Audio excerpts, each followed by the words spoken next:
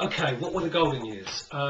Golden years is the period after the trials and tribulations of 1923, the three crises of 1923, and the golden years are always associated with Gustav Stresemann.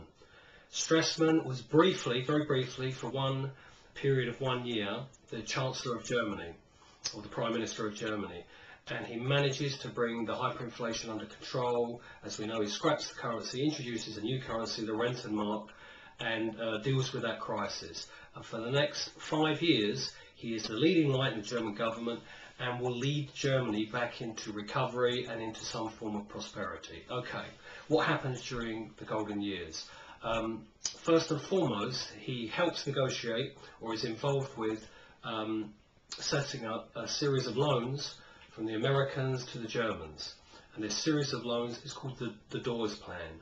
And the Dawes Plan, some $800 million US, enables Germany to start repaying the reparations payments. The reparations payments are more staggered, so they're easier to pay, or relatively easier to pay for Germany. And so Germany starts to recover with the help of this huge amount of money that Germany has been lent by the Americans. Not only does he negotiate or help negotiate the Dawes Plan, he also helps Germany kind of reintegrate with her neighbours, because ever since the end of the First World War, Germany has been seen as the outcast nation, you know, the neighbour from hell no one wants to deal with.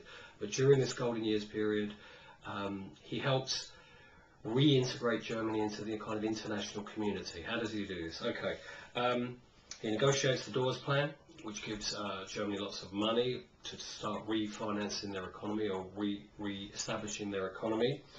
He also is involved in something called the Locarno Treaty, which is a series of treaties Germany has with its neighbours, France and Italy, to re-establish the borders of Germany and her neighbours, and to assure these countries that Germany has no designs on their territory. So this kind of brings the temperature down in European politics, and Germany becomes, you know, rehabilitated in some way with her neighbours.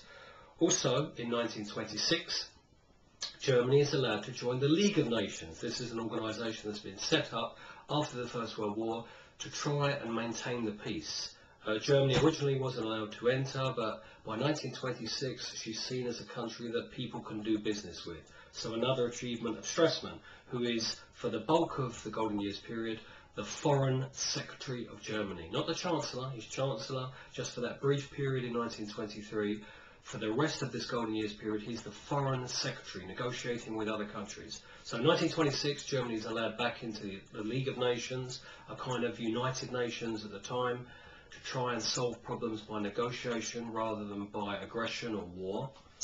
Then in 1928, the Kellogg-Briand Pact is established with Stresemann's help, and again this reduces the temperature within Europe, friendlier relations with Germany's neighbours, and then finally, towards the end of the Golden Years period, he is important in the Young Plan. The Young Plan is another set of negotiations with the Americans that will kind of re-stagger the payments that Germany has to pay to France and Britain in terms of reparation payments. It makes it easier for Germany to meet these payments and be in a position where she can pay these payments without crippling her own economy.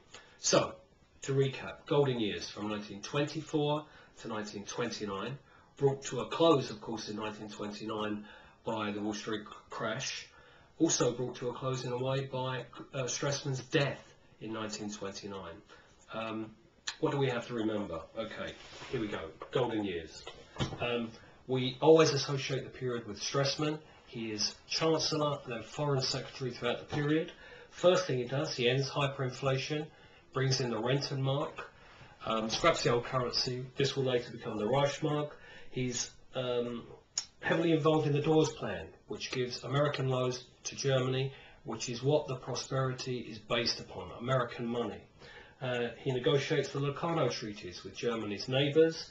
He gets Germany into the League of Nations. He establishes the Kellogg-Briand Pact, and finally he helps negotiate the Young Plan, which renegotiates the terms of reparations in Germany's favour. Of course, all of this will come to a close in 1929 when the Wall Street crash happens and the Americans demand their money back. Okay, that's the golden years.